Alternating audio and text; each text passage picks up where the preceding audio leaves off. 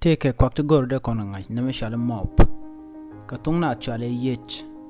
mop, chale yech a yejame yejanan la short capping,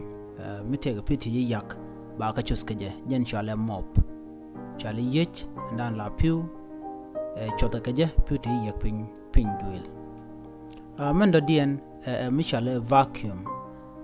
jen shedeke yech. Jen a yech a let ka karaba mila pew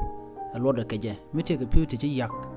ba ka lod kaje re duel de dorba de jala kaje shekamen te patan ke bi dana la lat ka pin duel men chi pew mala baratin de jalak ba ka mishala vacuum de pew den kon jalatin dere ka lod dere je ken dere ka lod la lod ka ne pew kaje anja na mishala vacuum anama go yenama shale yech katung nuarba do no yech milat ka ngwana kaje manda dien bathroom to kawaine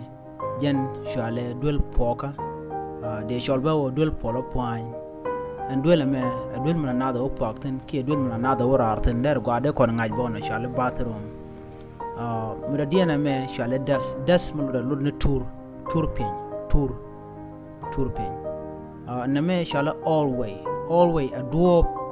do mala nada wore kaje re duel medid me chalat duel dir me shala always mana dien gom me shala office jen shala muktab ko tong nad ki duel dan la ngwana la katen de ko de la ten ke de na de ko dolten jen shala